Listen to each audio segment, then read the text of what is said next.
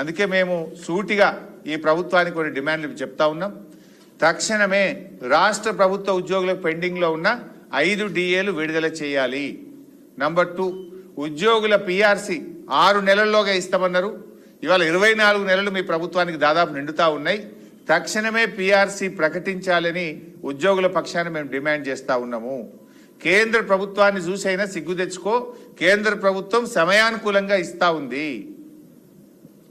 Retired ఉద్యోగుల benefits అన్ని కూడా తక్షణమే విడుదల చేయాలని చెప్పి మేము కోరుతా ఉన్నాం.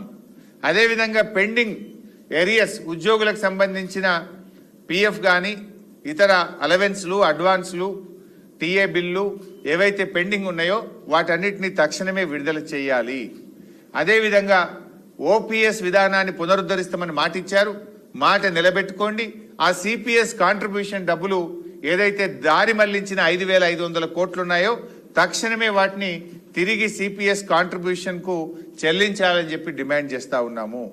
చిరు ఉద్యోగులకు ఇచ్చిన హామీలు, ఆశాలు, అంగన్వాడీలు, రేషన్ డీలర్లు, అర్చకులు వీళ్ళందరికీ ఇచ్చినటువంటి తదితర హామీలన్నీ కూడా వెంటనే అమలు చేయాలని చెప్పి డిమాండ్ చేస్తా ఉన్నాము. కాంట్రాక్ట్ ఉద్యోగులను, కాంట్రాక్ట్ లెక్చరర్లను రెగ్యులరైజ్ చేస్తామని మీరు హామీ ఇచ్చారు, దాన్ని కూడా మీరు తక్షణమే అమలు చేయాలని చెప్పి మేము కోరుతా ఉన్నాము. ఉద్యోగులకు కూడా మా విజ్ఞప్తి, రేవంత్ రెడ్డి భయభ్రాంతులకు మీరు భయపడాల్సిన అవసరం లేదు. మీ న్యాయమైన హక్కుల కోసం మీరు ఉద్యమించండి. మీకు ప్రధాన ప్రతిపక్షంగా బీఆర్ఎస్ అండగా ఉంటుంది. మీ హక్కుల కోసం మీ పోరాటానికి బీఆర్ఎస్ ఎప్పుడు మీకు అండగా ఉంటుంది. ఎందుకంటే తెలంగాణ ఉద్యమంలో మీ పోరాటాన్ని మేము మరవలేదు. తెలంగాణ ఉద్యమంలో, తెలంగాణ రాష్ట్ర ఏర్పాటులో మీ భాగస్వామ్యం కూడా చాలా గొప్పది.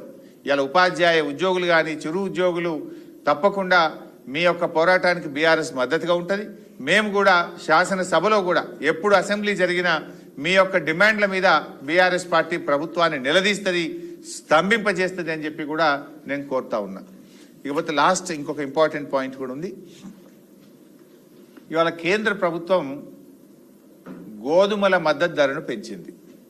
ఇవాళ బీజేపీ ప్రభుత్వం దక్షిణ భారతదేశాన్ని ఎప్పుడు కూడా చిన్న చూపు చూస్తూ ఉంది. ఎంతసేపు ఉత్తర భారతదేశం వైపే పెట్టుబడులు పెడతా ఉన్నారు, ఉత్తర భారతదేశం వైపే చూస్తూ ఉన్నారు. కానీ దక్షిణ భారతదేశం అంటే ఒక శీతకన్నం. ఇవాళ పార్లమెంట్ నియోజకవర్గాల పునర్విభజనలో కూడా మన సంఖ్య, పార్లమెంట్ సభ్యుల సంఖ్య తగ్గే విధంగా ఇవాళ కేంద్ర ఆలోచన ఉన్నది. ముఖ్యంగా ఇవాళ ఇంకొక ఇంపార్టెంట్ పాయింట్ ఏంటంటే ఈరోజు గోధుమల మద్దతు ధర పెంచారు, సంతోషం. మరి గోధుమలు దక్షిణ భారతదేశంలో పండే వడ్లకు ఎందుకు పెంచవు? గోధుమలకో నీతి, వడ్లకో నీతి ఉంటుందా ఇక్కడన్నా? ఇవాళ గోధుమలకు ఎంత పెంచిందంటే 160 రూపాయల మద్దతు ధర పెంచి 2,585 రూపాయల ధరను నిర్ణయించారు. క్వింటాల్ గోధుమలకు 160 రూపాయల మద్దతు ధర పెంచి గోధుమల మద్దతు ధర 2,585 రూపాయలుగా బీజేపీ ప్రభుత్వం నిర్ణయించింది. వరి విషయంలో ఏం చేసిండ్రు?